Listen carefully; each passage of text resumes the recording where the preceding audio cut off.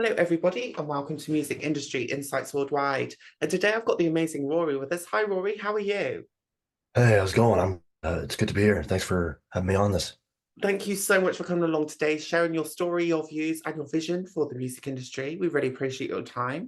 Do you want to tell the listeners a little bit more about yourself, where you're from, and what you do? Yeah, I'm Rory. I'm a musician and producer and songwriter from, well, Toronto, Canada. I'm based in Toronto, IE. I love Canada. Yeah, yeah. It's I've been playing instruments pretty much my whole life. When I was 3, I got a harmonica, and about a year later, I started piano lessons, and I've been sort of performing since I was like 6. Since then, and off and on. That's really, really interesting. And did you find that your love for music from a young age has kind of instilled that love for music and creativity in your soul that you have to continue being creative? Yeah, I can't not. Sometimes I can't sleep because there's music in my head.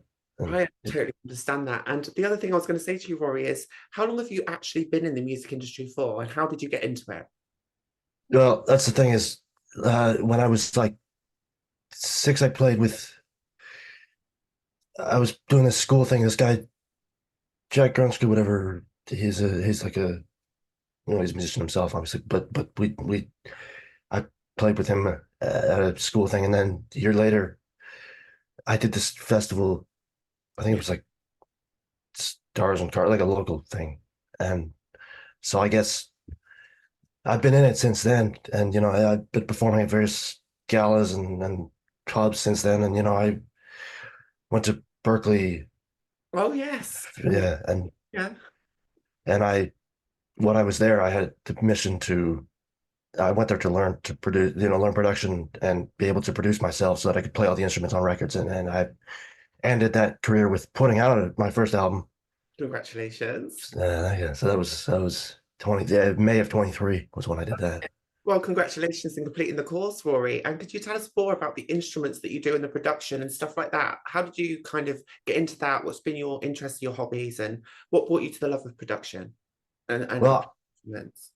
yeah, well, I play a lot of different instruments like guitar, drums, and bass, harmonica, piano, trumpet, harmonica. Yeah, Wow. I like to just play around with stuff. If you give me an instrument a bit of time, I'll You'll learn how try to. to try to. But the production thing was because I'm blind. So when I was little, I used to think like I wish I could write music. I want to show people how to like I want to record a song, but how do I tell them what to play? But then I just figured, well, I can just play it. I know how to play it, everything. It's in my head. Why don't I can't tell them how it feels, so why don't I just do it? And then I tried to learn production.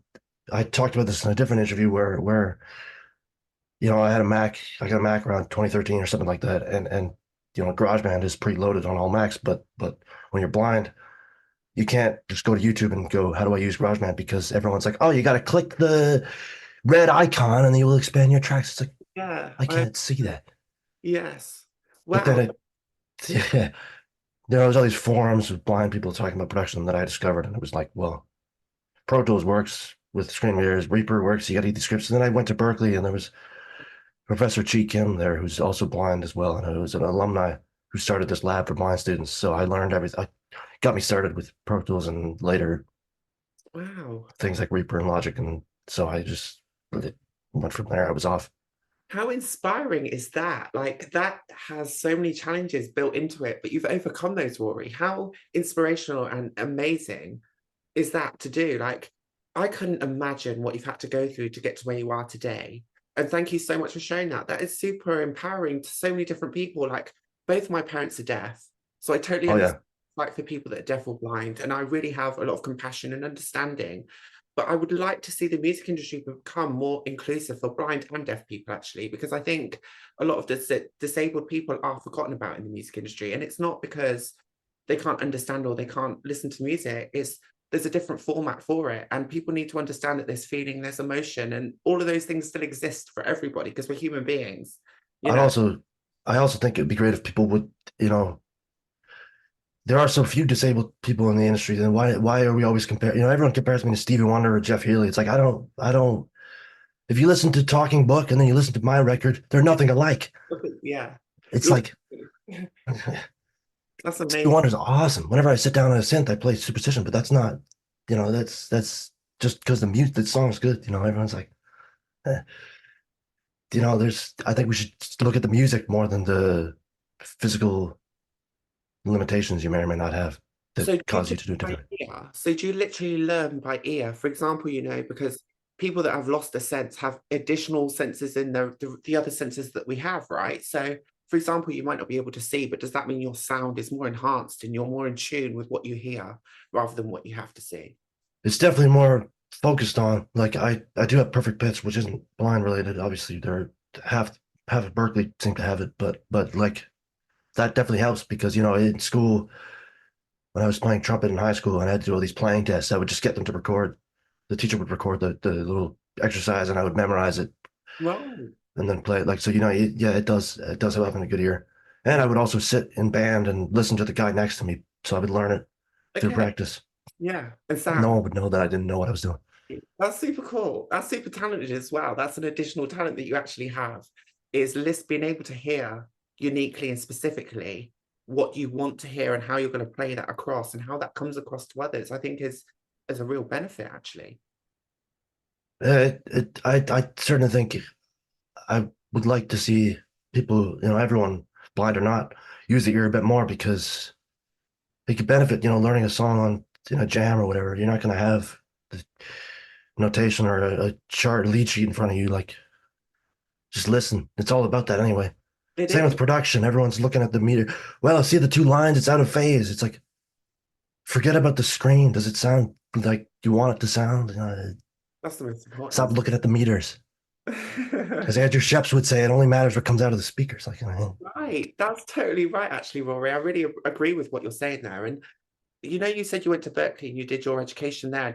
Have you always done music from a very young age? Has it always been something you've been drawn to? Or is it something you've kind of got yourself into as you've evolved?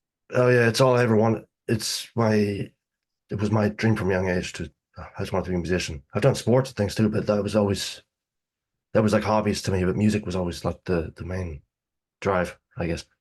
And why was it music? What was that main drive that kind of propelled you to say, do you know what? I need to do music. Music's my thing. What was that? What was that? Well, to be honest, I don't know exactly. I think probably, getting a harmonica was probably fun as a little kid, but I think and playing along to songs, but I think a big thing for me is always the crowd. I like performing. I love performing. And the bigger the crowd, I always say this is kind of as a joke, it's kind of like a drug, the bigger the crowd, the more euphoric you feel. Yeah. But I don't know. I don't like I have been performing from a very young age. I think that definitely it sort of instilled that in me, like, oh, this is fun. I should do this forever. Like, And can you feel that emotion as well? Like literally when you're on the stage, can you feel that love, that empowerment, that understanding, that relatability? Can you feel that? yeah, it sort of it's like an adrenaline rush almost. And I used to get nervous as a kid, but then once I would get out there, it's like it goes away and it's hey, this is fun. I get nervous all the time, don't worry about it. And I was going to say to you as well, like being obviously blind or being in the music industry, that comes with a lot of challenges and barriers. So, Rory, to be where you are today, how many challenges and barriers have you had to overcome and kind of work out how does this work for me? How's that kind of navigated your story and your successes in the music industry? Well, it's more like trying to prove to people that blind or not, I'm still a musician and they should look past Yeah. the way I play guitar, my left hand over the top of it rather than under a lot of the time, which Jeff Healy did that too, and everyone relates me to him, but like I'm not playing the same guitar or anything like that he did. So I'm just trying to be I'm just a musician. Yeah. I sort of like to see it as secondary, but some people, it's like looking at me through a fence or something. They always see they can't get over the wall and realize that I'm just the same as it's the blindest part is just a small hindrance that happens to be the case. But and I think that's the same for any But your talent minority speaks group. for itself. Honestly, Rory, your talent speaks for itself. And I understand what you're saying about other minority groups, but some of us don't have the challenges that you've had to overcome and face. And I know we've all got our own challenges and we've all got our own issues.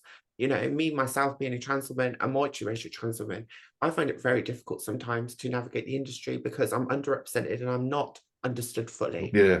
So I I think, de yeah, I definitely think that there needs to be more awareness in terms of the production side of things for blind people because that was always it's always a gamble when you're using plugins and things like that, whether it's going to be accessible, whether you can actually use it, and that can be problematic. Like Melodyne, yeah, tuning vocals is standard. For the longest time, we couldn't use it at all, and it's actually kind of still up in the air because there's you got to use it in certain environments to actually make it work. is there That's any one thing. is there any tools that can kind of support you and help you with the learning, the navigation, the, you know, the techniques that you need to know? Yeah, Um, there's uh well, one example, Cheek and Professor Berklee made these scripts for Pro Tools called Flow Tools that make it it's slightly faster to use with the voiceover screen reader, on the Mac, and it sort of puts us on more of an even playing field because instead of having to navigate to the arm track button in each track, you can just double tap the R key or whatever. It sort of speeds up things like that. And there are other things like Reaper has scripts, so there are workaround. It is good that other blind people in the industry help to that's good. within if there's not a way to do it, we find our own sort of workaround to make things work. I think that's really, really important because I've done a few talks and topics around, you know, inclusion for blind and deaf people. And I think, you know, there's sometimes the braille aspect and there's other ways of learning. So do you find hearing something? So for example, I've got dyslexia. So when I'm writing, I have to have something read it back to me because when I'm writing it, I can't actually tell if it's right or wrong until I've heard it back. Do you find the same kind of thing that you have to hear stuff to kind of take that in and figure out how it works? Yeah, I never got Braille music, for example. That always frustrated me Okay. because I always figured, well, why can't I just, hear it Yes. and Yeah. memorize it? I don't really, it's the same thing ultimately. The Yes. ultimate goal is playing something. I really understand that actually. And it's really nice that you can use your ear to tune your kind of skill set into how you want it, because I think that's amazing. That's beautiful. And not many people can really do that. You know, some of these most talented professional producers couldn't do that if they tried, you know. So I think that's absolutely amazing. Well done. Yeah, nice. Yeah. You know, and how's that impacted you on your success, your career, on your progression? Has that had any hindrances, or has that stopped you in your tracks at any time, or has it been quite smooth sailing? The learning by ear thing. You know, with the learning, with the production, with the success, with Oh being yeah, specialized, has that helped? it helps. It also it's frustrating at times because I have to like using extra scripts for things like Pro Tools and stuff. I have to explain to people if I'm using someone else's rig. It's like this is going to take me longer than normal because I have to do it. You don't have the scripts I have, and I don't want to make you install them. Or sometimes I have to ask people, and some people are like, "Well, what is that? Like, what is, you know?" Fair enough. I think that's But quite it's reasonable. also raises awareness, and some people are very excited about it. Like the people see me use my setup. Well, now I use Ableton, but I was at Berklee using Pro Tools, and it was like, um, that's cool that you can do that. Like, why is it not built in? And. Right. Okay. So you kind of figure it all out and you kind of go step by step and you kind of explore it. And if it works, it works. And if it doesn't, it doesn't. Yeah, a little bit. Like I've tried different ones. Certain there's like three different ways to do things in each DAW. So in the case of Pro Tools with the Flow Tool scripts, Yes. if someone doesn't have it on their machine, I have to just sort of keep in the back of my mind other ways to accomplish the same goals that I would otherwise rely on Yeah. the scripts for. And actually, it's a good thing now that Ableton has been more aware of things and made Live 12 accessible out of the box because there's no extra requirements now. So pleased to hear that. And how do you find it navigating studios when you're asked to go into a studio or doing studio sessions? Do you generally do that from home, or do you Yeah, actually? nowadays I mostly record myself, so it's just my bedroom setup, and I got everything mic'd and everything. But at Berklee, when I was doing more studio stuff. Thankfully, I could do like I was doing a lot of production classes, and they were accommodating enough for like the recording and mixing stuff I could do with my own setup. But they also had the Flow Tool scripts on some of the computers for people who wanted to use their setup, but I never bothered because I knew You're my stuff. And whenever I was in studio sessions, I was always just playing. So I would just hang out until it was time to record. Then I'd go in the live room and, do my thing and leave. But That's amazing. And what's your kind of thoughts and feelings around equality, diversity, inclusion at the moment in the music industry? Do you think we're doing enough? Do you think we could do more? Do you think there's enough blind people, disabled people, trans, neurodiverse? Do you think we're representing the communities we should be, or do you still think we've got a long way to go? I think we've got a bit of a ways to go. I definitely think there's better than we were, but people are a little, I think people like to, um, the thing I said before about not getting past this, but like at the end of the day, we're all making music, and I think people should be accepting of the different requirements to do that, like the accessibility for screen readers and whatever else anyone needs.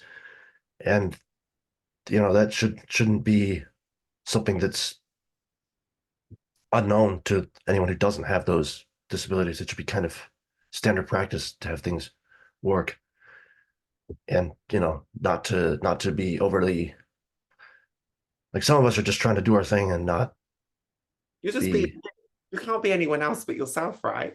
yeah, yeah. So it's like just be ourselves. And Yeah. And just do the best you can, because I'm pretty sure you've got some amazing tracks and you could do some great stuff, right? You're just as good as anyone else. And it's all in your mind as well. It's about positive thinking and believing in yourself and having that compassion and understanding for others too. And just giving people a chance, I think is really, really important. Because a so lot of yeah, them have a lot of ego in the music industry. You know what I'm saying? And I don't think there's yeah, there's a lot of ego, and some people gotta yeah, put that away. It's like we don't need same that. with We've got a same lot with of the acting industry. I did a bit of that, and it's surprising to me that there's not more of blind people or disabled people in general in roles that are actually disabled people, characters with disabilities, or whatever. It's like, why shouldn't there be I the find realism of someone? I find that quite similar to the trans community. I see a lot of people saying that, oh, yes, I'm a trans person, or we're part of the trans community, but they're actually not. And I'm just like, why can't we just have people in the community be and Yeah, represent the communities in which we're from? Because that's true, that's authentic, and it there's resonates. plenty of people out there that are part of that, and Yeah, you just got to look a bit harder, for the music too. It's 100%. easy And I'm it's easy to always overlook, And I but also shouldn't be. support represented disadvantaged communities. I think that's a really massive point that we all should be doing as well, is understanding and having more compassion, having more time to give other people a platform and amplify the voices of others.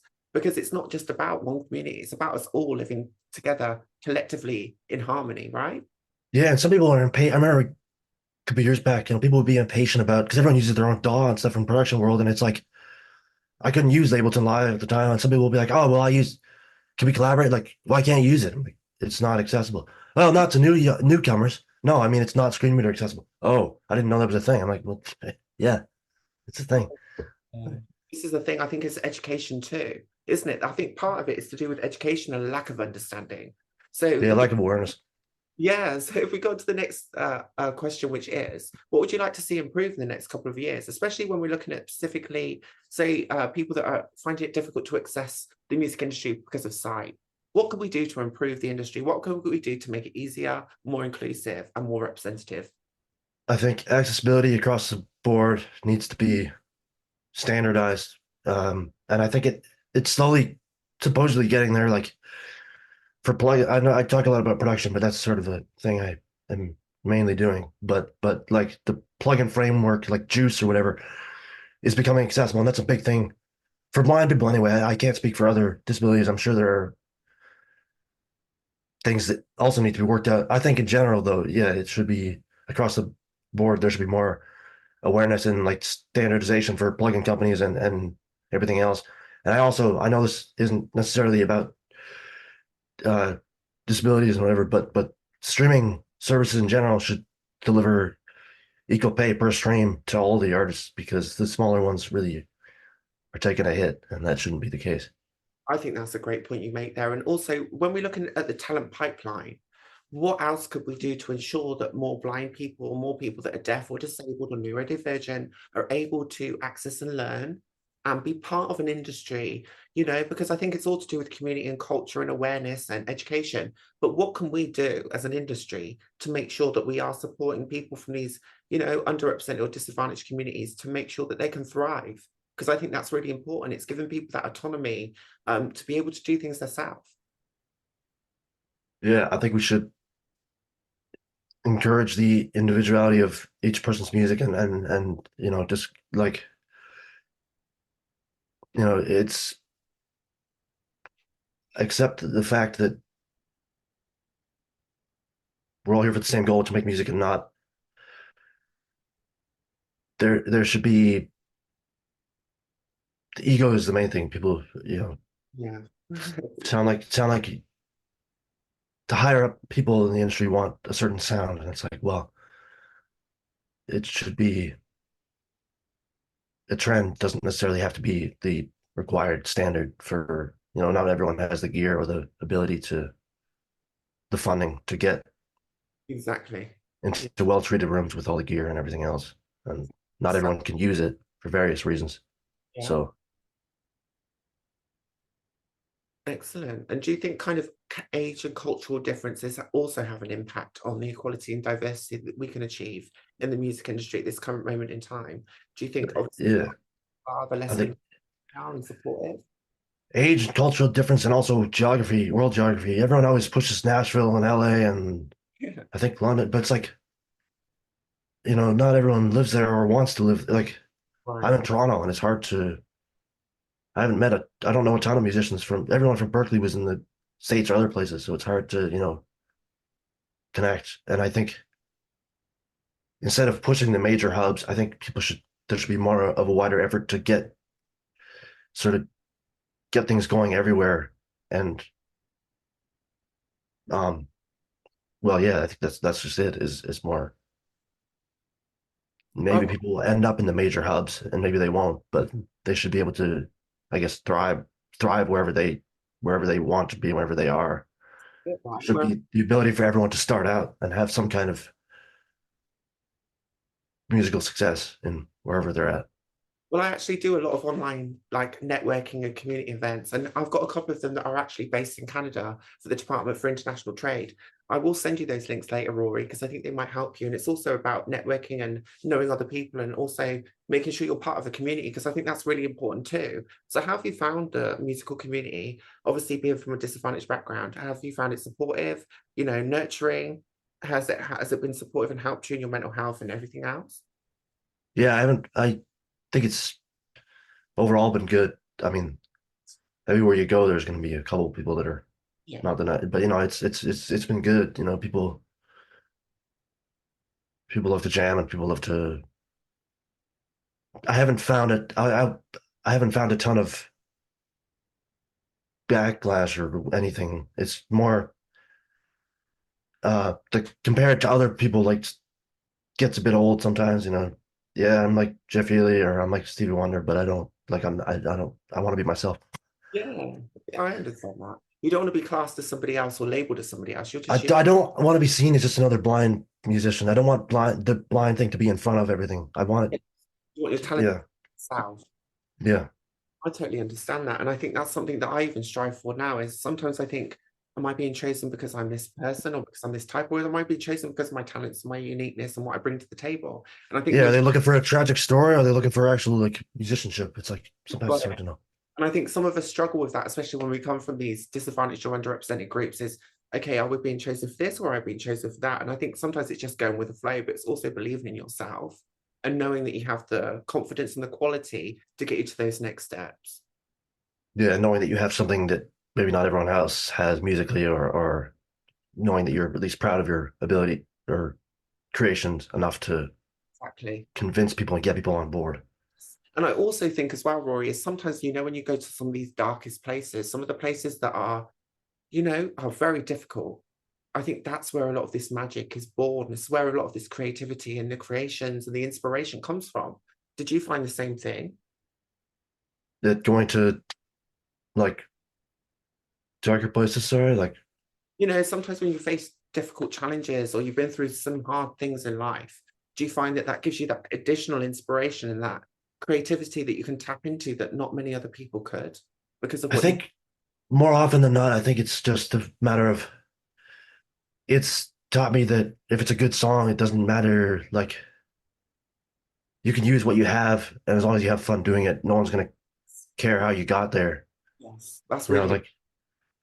like Mac DeMarco recorded his few albums on like a 4 track, and they're still really cool, even though they sound really sketchy because the songs are good, and no one cares ultimately about the process. And I think that's the same. Like I recorded in a Berklee dorm room with a 57, and it's like I don't, I don't care. For a Well, while, I was, it sounds good. yeah. It sounds good. That's what matters, right? And also, if yeah, if it sounds like how you wanted it, if you envisioned it, if you get like 90% of the way to how you envision it in your head, there's obviously going to be a couple different. Embrace the imperfections too, but there are going to be a couple imperfections from your head to the computer, or I guess to tape or whatever you want to say. So, but at least if you get the main picture across, then it won't matter, and some things can be overlooked and should be overlooked. Like, so yeah, I think None of us are perfect, are we? We wish, yeah. but we're not. Like, I And that's totally. one thing I hope too. You mentioned about the future changing. I hope people will accept that, music doesn't have to be perfect. And sometimes it's about capturing the performance, not creating it and Yes. quantizing everything and pitch correcting. Except that there's the humanity of it shouldn't be taken out just because it's mathematically imperfect. Yeah, I totally agree with you. And do you think sound and vibration has a massive part to play? Like I've been doing a lot of soul searching, a lot of research, and I love music so much, and I've been doing a lot of deep diving in myself and understanding about music and life. And do you think vibration and frequency has a massive part to do with songs and the way they sound and how they come out? Yeah, I think subconsciously too. Like unless you're an engineer, you won't understand probably what people won't care or understand what the frequencies are, but they are there, I think. Yeah. And some will make or break I think it also depends on the song though, what the emotional implication of the song is, what the artist wants the listeners to feel. They may not necessarily want them to know the whole story behind the song, but they want them to invoke a certain emotion. And I think the vibrations are part of it. And I think when you EQ something, that's sort of helping to bring out or bring back unwanted vibrations as well, if that makes sense. It evokes emotion, and like you were saying, and brings back memories or invokes memories. And I think that's a really important part of it too, isn't it? It's about Well, belonging yeah. to something. Well, that's the thing is that music is the ultimate goal of it is to bring people together and make them feel a certain thing, or remember a certain thing, or 100%. relate in a certain way. And I wouldn't say people forget about that sometimes, but I think they maybe don't think about it. And,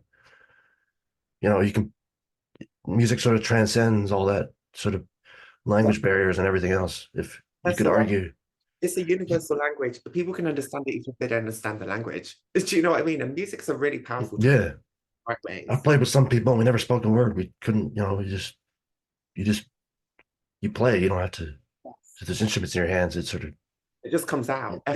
effortlessly. Yeah, I love that. And this has been really inspiring. I love talking to you, Rory, and thank you for sharing some of your wisdom with us. Like, obviously, being in the music industry, it's a high pressure environment. There's a lot of stuff going on all the time. Do you think that that's impacted you, the way you feel, and your mental health?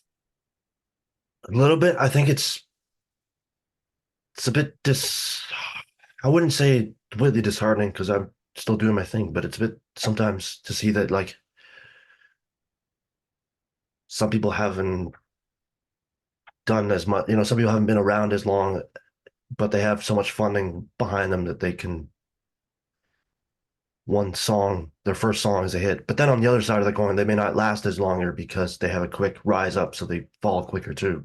But it's sort of like I remember at Berkeley, they would always be like, it's a marathon, not a sprint. So, I That's try actually to, true. I always say that to myself too, Rory, yeah, because everyone in the music industry wants to make, it's like a race with everyone anyway, you I'm know. gonna get my big break. Well, it doesn't have to. You know what I mean? And I'm just like, it's okay, it's fine, it's cool, let them all go, let them do their thing. Because I've got to do my own thing and I've got to find my way, but I'm learning all the time. I'm growing. And even when there's a negative, I can always turn that into a positive. It's actually Well, there's also a lot of people that people maybe don't think of because the younger stars get more, maybe sometimes get more recognition, but there are a lot of people that didn't have careers take off till they were a bit older. And I think some of the younger, some of us people, as we start to get older, sort of wonder, like, well, did I miss my chance? It's like, no, you didn't. It's different for everyone. exactly. And every different horses, different courses, as we say. Yeah. Everyone's got a different course, everyone's got a different race, and we've all got different challenges and barriers, and none of us start on that same starting point. And I think this is one of the reasons I do this podcast, Rory, is to help other people understand some of the issues and barriers that they might not even understand that I face or you face or anyone else faces when accessing an industry, sorry, that is generally cis white males that are perfectly fine. So they don't have these barriers, they don't have the issues, they don't have, they have quite a lot of privilege and wealth, and they have, Yeah. and it can be really challenging and disheartening, like you said, when you can't get funding, you can't progress. But there's Well, always it's a bit weird too that labels nowadays. I saw something the other day on like threads and stuff. It's like, well, we're looking to sign someone, but you got to have 50K followers minimum. It's like, well, at that point, I don't really need, you wouldn't really need anyone else probably because you're sustaining yourself. we should be able to. Yeah. Well, I think this is part of the point as well. And people look at social media, and I know a lot of people that can buy followers. I would never do that myself. I want organic growth, and I don't need. Yeah. But a lot of people cheat on that as well. And I think a lot of the labels these days, they look at popularity rather than talent. And I think this is where some of the music industry has kind Yeah. of evolved around the social media aspect. But They immediately, look at the looks and you the know, branding. It's all the guys in suits that didn't, a lot of them didn't go to music school, they go to business school. And it's like, well, yeah. come on, man. It's the music is the main thing here. Yeah, exactly. And it's also about talent and that expression and serving communities, because it is about serving, it's about helping others, but it's also about making sure that we have this community that we And can it's all. about the artist. It's about the artist and their music and whether people relate, like finding people that enjoy it and relate to it and find some connection with it. It's not about um how they can be marketed. I think people focus too much on that Yes. rather than organically letting it Like, happen and genuinely being excited about it and sharing it with people instead of paying to spread it to more exactly. people. In a way that's not original or authentic, because that's also the case, isn't it, sometimes? Yeah. I mean, I accept, that at times you're gonna have to pay your way, obviously, for promote, but like some people only do that. And it's kind of like, well, you gotta be genuine too sometimes and be organic, not necessarily genuine, but be organic and let things happen as they will. Authenticity counts. I think it's about being yourself and just being who you are and not trying to be somebody else. I think is a really important key for everyone to take away from this. And time has flown by, Rory. We've got another 5 minutes. So before we leave, is there any way that the listeners can connect with you, find you on social media, listen to any of the work that you've done? I'm going to leave it in the description below anyway. Any ways they can contact you or connect with you or collaborate? Yeah, I'm on all the major ones, Instagram is Rory McDonald one. And if you search on all the streaming services, I got an album out and I'm working on another, which will be out sooner than later, but I don't have any Sure. timeline for that. But if you search, Rory Awakened Alone, that's my debut album. And you know, rorysmusic.com is my website where you can find all that. It's sort of the central spot, I guess, where all my links are. Well, thank you for sharing that with us, and I'll make sure that again that the listeners can find you in the description below. And just before you do go, I'd just like to say, like, obviously being in the music industry, have you actually faced discrimination or stigma as well, like while you're here? Like, has there been any of those issues? I haven't really it, for me, it's more people will compare me to, or, be Mhm. hung up on the fact that I'm blind, so my senses must be heightened, but it's more that I just have used my ear more and stuff. Yeah, I think for me, it's mainly the comparing to other blind artists, blind musicians, rather than um, getting past that. It's not getting past the blindness thing for me, I think, is sort of it's more annoyance though than anything, because I ultimately Imagine. don't try not to let it worry me too much, but it's kind of like, worry. You just keep doing your thing and keep shining and being amazing, because you absolutely are. And I just want to say again, thank you ever so much for coming along today, for sharing your story, your vision, your views, and your inspiration to the rest of the world. I'm sure so many listeners are going to be inspired by this. Thank you again. Yeah, thanks for having me, and it's good to talk with you. Thank you so much. I'll speak to you soon. Yeah.